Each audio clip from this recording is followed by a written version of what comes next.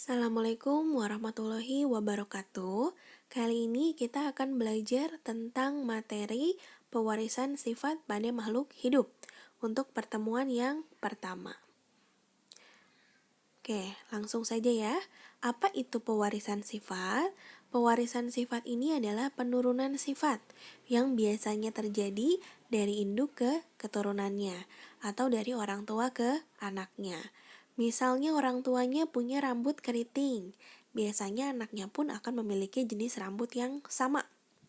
Kayak yang kedua, genetika. Genetika ini adalah ilmu yang mempelajari tentang pewarisan sifat pada makhluk hidup. Dan yang ketiga adalah materi genetik atau bahannya. Di sini ada dua. Ada DNA atau deoksiribosanoukleik acid dan yang kedua ada RNA atau ribosanoukleik acid. Nah, ini dia tabel perbedaan antara DNA dan juga RNA. Yang pertama kita lihat dari gulanya. Nah, kalau DNA ini dia gulanya adalah deoksiribosa. Kalau RNA dia gulanya adalah ribosa. Yang kedua, kita lihat dari fungsinya. Kalau DNA fungsinya untuk pewarisan sifat, sementara RNA ini dia untuk sintesis atau pembentukan protein. Yang ketiga, kita lihat dari bentuknya. Kalau DNA dia bentuknya untai ganda atau disebutnya double helix, sementara RNA dia berbentuk untai tunggal atau disebutnya adalah single helix. Yang terakhir, kita lihat dari susunan basa nitrogennya. Baik DNA dan RNA ini sama-sama ya, disusun oleh purin dan juga pirimidin. Untuk purinnya sama keduanya, ada adenin dan juga guanin, sementara untuk pirimidinnya itu berbeda. Kalau DNA itu dia punya timin dan sitosin, sementara kalau RNA dia punya urasil dan sitosin. Nah, antara basa nitrogen ini, itu keduanya ini akan saling berhubungan atau berikatan antara purin dengan pirimidin. Kalau pada DNA, dia adenin berikatan dengan timin, kalau di RNA, adeninnya berikatan dengan urasil. Sementara untuk guaninnya sama ya, di keduanya sama-sama berikatan dengan sitosin. Oke, yang selanjutnya kita lihat bentuknya. Di sebelah sini ada DNA. Tadi DNA itu bentuknya adalah untai ganda atau disebutnya double helix. Ini kita lihat di gambar nih. Ada dua untaiannya ya. Untaian pertama, ini untaian kedua. Sementara kalau RNA, dia ini adalah single helix. Jadi untaiannya itu hanya tunggal atau berjumlah 1. Oke, selanjutnya ada kromosom. Kromosom ini adalah materi genetik yang berupa benang halus atau kromatin yang fungsinya pembawa informasi genetik. Nah, ini dia gambarnya yang berbentuk seperti huruf X. Nah, ada dua bagian. Ada yang bagian atas ini disebutnya adalah lengan pendek. Bagian bawahnya ini kita sebut sebagai lengan panjang. Antara lengan pendek dan juga lengan panjang ini akan dihubungkan oleh yang disebut sebagai sentromer. Lalu di mana nih letak DNA-nya? Nah, DNA-nya ini dia terletak di dalam lengannya nih, di sebagian sininya nih. Nah, itu berisi penuh oleh DNA ya, berisi penuh oleh DNA.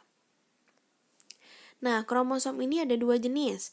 Ada kromosom tubuh yang disebut autosom, ada juga kromosom kelamin atau yang disebut sebagai gonosom. Nah, kromosom kelamin ini yang menentukan jenis kelamin seseorang. Kalau untuk perempuan, dia biasanya adalah XX.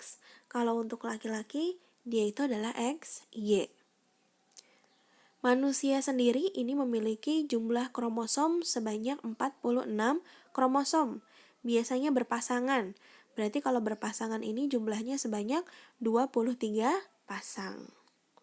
Untuk perempuan biasanya ini 22 autosom ditambah XX. Sementara untuk laki-laki dia 22 autosom ditambah XY. Selanjutnya ada gen. Gen ini adalah pembawa atau penentu sifat. Misalnya tadi, seseorang punya rambut keriting, otomatis dia punya gen yang membawa rambut keriting. Bunga berwarna merah, berarti dia punya gen untuk warna merah. Nah, gen ini biasanya dituliskan dengan huruf. Ada huruf besar dan juga huruf kecil. Misalnya ini ada huruf besar nih di sini. Kalau huruf besar disebutnya adalah gen dominan. Sementara kalau yang huruf kecil ini disebut sebagai gen resesif. Nah, gen ini juga sama. Dia biasanya tidak sendiri, tapi selalu berpasangan. Kalau yang pasangannya besar-besar, maka disebutnya gen homozigot dominan. Homozigot itu artinya sama. Kalau dominan itu adalah tadi yang hurufnya besar. Nah, yang kedua, kalau yang satunya besar, satunya kecil. Ini disebutnya adalah gen heterozigot atau gen campuran. Yang terakhir, kalau gennya sama-sama kecil semua, maka berarti disebutnya adalah gen homozigot resesif. Nah, ada beberapa istilah dalam genetika. Yang pertama adalah fenotipe. Fenotipe ini adalah sifat yang tampak atau terlihat oleh mata. Misalnya warna bunga, warnanya merah, putih gitu kan. Atau jenis rambut, rambutnya keriting atau lurus, itu terlihat oleh mata, disebutnya adalah fenotip. Yang kedua adalah genotipe. Kalau genotip ini itu adalah susunan gennya. Misalnya tadi bunganya warnanya merah, gennya berarti M besar, M besar. Bunganya berwarna putih, berarti gennya M kecil, M kecil. Itu genotip. Yang ketiga adalah parental atau induknya. Kemudian yang keempat ada gamet, ini adalah sel kelamin. Dan yang terakhir adalah filial atau keturunan. Ini bisa filial pertama, bisa filial kedua, sampai seterusnya. Misalnya ada ayah, ibu menikah, punya anak, berarti anak tersebut adalah keturunan pertama, F1. Anaknya menikah lagi, punya anak lagi, cucunya berarti. Nah, cucunya itu adalah F2 atau keturunan kedua. Oke, selanjutnya ke hukum Mendel. Nah, ada seorang ilmuwan ini yang namanya adalah Gregor Johann Mendel. Dia ini disebut sebagai bapak genetika karena berhasil membuktikan pewarisan sifat pada tanaman kacang ercis ini mengikuti pola-pola tertentu. Disebutnya adalah hukum Mendel. Hukum Mendel ini yang kita pelajari ada dua. Ada yang hukum 1 Mendel, ada yang hukum 2 Mendel. Tapi kita mulai dari yang 1 Mendel dulu ya. Oke, bunyinya seperti ini. Setiap gen akan berpisah atau bersegregasi secara bebas pada saat pembentukan gamet, sehingga disebut juga sebagai hukum segregasi. Hukum 1 Mendel ini terjadi pada persilangan monohibrid atau persilangan dengan satu sifat beda. Misalnya, warna bunga berarti merah disilangkan dengan putih. Atau tadi jenis rambut lurus disilangkan dengan keriting. Itu berarti adalah monohibrid. Nah, ada dua kejadian. Yang pertama kejadian dominansi penuh. Ini akan terjadi jika satu gen sifatnya dominan. Sehingga kalau ketemu gen yang lainnya, maka sifat yang muncul adalah yang dominan. Misalnya tadi, gen merah dominan bertemu dengan gen putih. Ketika bertemu, maka yang menang adalah yang merah. Yang kedua adalah sifat intermediate. Kalau intermediate ini itu terjadi jika kedua gen ini sama kuat. Kalau sama-sama kuat, tidak ada yang mau mengalah, berarti biasanya apa yang terjadi? Biasanya akan menghasilkan sifat baru. Misalnya, merah dominan, putih dominan. Ketika bertemu, tidak ada yang menang, maka akan terjadi sifat baru. Sifat barunya ini adalah percampuran dari warna merah dengan putih menjadi merah muda. Atau misalnya rambut keriting menikah dengan rambut lurus. Dua-duanya gennya dominan. Ketika menikah, maka anaknya akan terjadi sifat baru yang disebutnya adalah ikal, yaitu percampuran antara lurus dan keriting. Oke, contoh soalnya. Misalnya ada bunga mawar merah, M besar ini dominan. Oke, dominan di sini ya. Berarti kita pakai yang dominan nanti. Disilangkan dengan bunga mawar putih, M kecil. Yang ditanyakan bagaimana perbandingan fenotipe dan genotipe pada F2 atau keturunan kedua. Kita coba jawab. Yang pertama kita tulis dulu P1 atau parental pertama, induknya. Apa yang disilangkan? Tadi ditulis. Yang merah M besar disilangkan dengan yang putih M kecil. Yang kedua gennya. Oh, M besar. Kita tulis M besar aja 1 di sini. Karena dia sama. Jadi ditulisnya cukup 1. Terus yang putihnya M kecil sama. Kita tulis 1. M kecilnya saja. Kemudian yang selanjutnya kita tulis F1. Berarti keturunan pertama. Keturunan pertamanya adalah M besar M kecil. Dari mana? Ini kita pertemukan nih. M besar M kecil. Kalau M besar M kecil berarti warnanya merah. Karena tadi sifat M besarnya adalah dominan. Jadi warna putihnya kalah. Oke, karena ditanyakan di soalnya ini adalah F2, maka kita lanjutkan. Kita tuliskan P2 atau parental kedua. Untuk parental kedua ini biasanya disilangkan sesama dari hasil F1-nya. Kita tuliskan merah M besar M kecil disilangkan dengan merah M besar M kecil. Kemudian kita tulis G-nya. G-nya ada 2, ada yang besar dan ada yang kecil, maka tulis kedua-duanya. Yang besar kecil. Kemudian kita tuliskan F2-nya. Nah, ini banyak F2-nya ya. Dari mana nih? Kita silangkan berarti di sini. Yang pertama, yang besar kita pertemukan dengan yang besar. Jadi M besar. Yang besar ini kita ke bawahkan. Berarti M besar M kecil. Yang di sebelah sininya kita ke ataskan yang kecil. M besar M kecil. Ingat, penulisan itu dimulai dari huruf yang besar. Jadi jangan menuliskan yang kecil dulu ya. Oke, di sini berarti yang terakhir. M besar M kecil. M kecil, maaf. Nah, ini. Nah, inilah hasil F2-nya. M besar, M kecil, M besar M kecil, dan M kecil. Tinggal kita cari kesimpulannya. Oke, kita tentukan sekarang fenotipenya, perbandingan fenotipe.